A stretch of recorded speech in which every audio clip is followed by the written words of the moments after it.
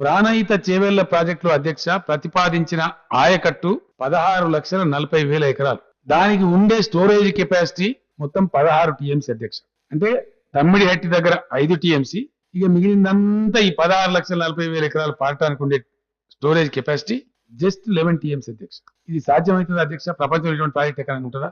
అంటే ఒక పైప్ పోస్తుండాలి, ఇంకో పైపు లాక్కోవాలి, ఆ పైప్ పోయాలి, ఆ పైపు లాగాలి, ఆ పైప్ పోస్తే ఆ పై లిఫ్ట్ లాగాలి. అంటే మధ్యలో ఎక్కడ ఒక మోటార్ ఖరాబ్ అయినా మొత్తం స్కీమ్ పోతుంది కదా అధ్యక్ష. కాళేశ్వరంకు దేర్ ఆర్ 3 సోర్సెస్. ప్రతిసారి మేడిగడ్డ నుంచే మనము నీళ్లు తీసుకురావాల్సిన అవసరం లేదు.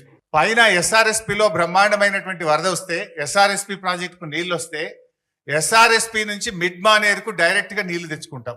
మిడ్ మానేరుకు ఎస్ఆర్ఎస్పి నుంచే నీళ్లు వస్తాయి. ఎస్ఆర్ఎస్పి నుంచి 2 రకాలుగా నీళ్లు వస్తాయి మిడ్ మానేరుకు. ఒకటి వరద కాలువ ఉంది, రెండోది నార్మల్ ఎస్ఆర్ఎస్పి కెనాల్ ఉంది. సో గోదావరిలో మంచి వర్షాలు పడి ఎస్ఆర్ఎస్పి నిండితే గ్రావిటీ ద్వారా ఎస్ఆర్ఎస్పి నుంచి మనం మిడ్ మానేరుకు నీళ్లు తెచ్చుకోవడం జరుగుతుంది. They will do with the TBA methodology to twin tunnels, parallel tunnel system. Nallamala area comes under Telangana or Rayalaseema? Nallamala area comes under Telangana or Rayalaseema? That's it, completely.